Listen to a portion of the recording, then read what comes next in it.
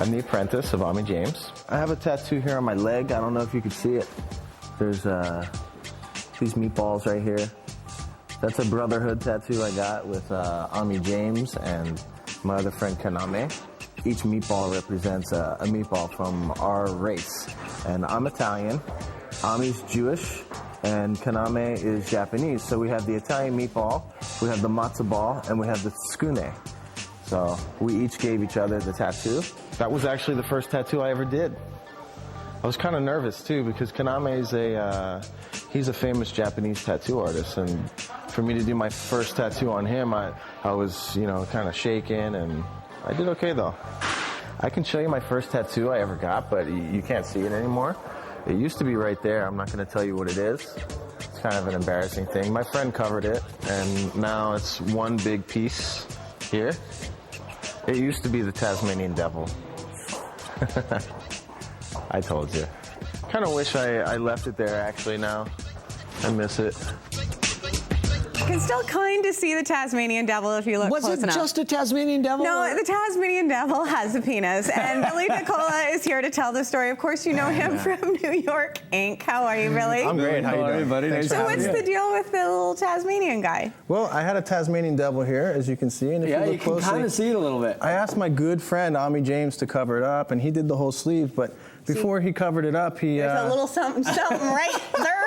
Yeah, he thought it would be a good idea to put a little penis there. Yeah. And, still feel like it was a good idea? Yeah. Well, you can still see it. I don't know. He didn't do a good job covering it up. I don't Boy, know that's if he did friendship that in a nutshell right what there. What a good guy he is. There's nothing like tattoo pranks. Did you ever tattoo prank Ami back? No, he won't let me tattoo him. He's smart. Really, is Ami? So that's interesting because you and Ami, I mean, obviously from Miami and then to New York and everything else, so you guys have a pretty solid friendship. But are there certain people, like when you started doing your tattoos, do you designate certain people that you know are going to do the bulk of work on your body? Yeah, I think throughout the course of time, you kind of pick and choose which artists you like, and you just kind of go with them. Once in a while, there's a spontaneous thing. You say, hey, you want to do something? Is there anything spontaneous happening here? Yeah, like, we're on this area. There's like a mountain. I'm sorry, where's the beach? Yeah, man. It's over there. Recently I got this one. If I pull down this nice sock here I have. Okay. I have this diamond that my friend Nice Guy did. He's from New York, originally from Israel, but he just did this diamond a couple months ago. Nice. And why did you decide to get the diamond? I don't know. I was kind of intoxicated, and I just said, hey, man, tattoo me. I didn't care what it was.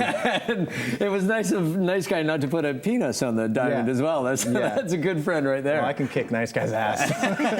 Nice Guy, by the way, is just standing over there, is he not? He's moral support. Thank you very much. Talk about what's going on this weekend, because you and I were talking on Rock 101 this morning just about how much fun this is to have something like the West Coast Tattoo Show where, for you, a lot of your friends come into town and you get to sort of hang out and see everybody. Yeah, I picked up a couple buddies last night from the airport, one Nice Guy and the other Federico Ferroni from Miami. Yeah. And, we're all getting together and we're all going to be behind the booth, and Chris Nunez is coming in too, and we're all just going to, hang out and tattoo. Do you get inspiration for new work when you get to see all the guys when you gather for a tattoo show? Well, yeah, I like to watch, because these guys are great artists, and it's the learning process never stops. Well, and that was a huge part of it when you were on New York Inc. and when you guys were doing the show is that idea of apprenticeship and learning from someone who's so good like Ami at their job and what they do and the art form and everything. Yeah. Because there is a lot of learning to do with this, not just the actual tattoo itself, but the history, the connection with the customer, all that stuff. How much do you learn just by watching? Oh, you learn so much by watching. And the more I've tattooed and the more I've learned, the more you can pick up by watching. So I'm really excited that these guys just came into town. I'm going to be able to peek over their shoulder and kind of check out what they're doing. Does the technology change at all? I mean, in terms of what you're doing, like the inks and the needles and stuff like that, does any of that really change all that much? Yeah, technology definitely changes. My buddy just came out, Federico just came out with some new ink, and it's amazing. How is it different?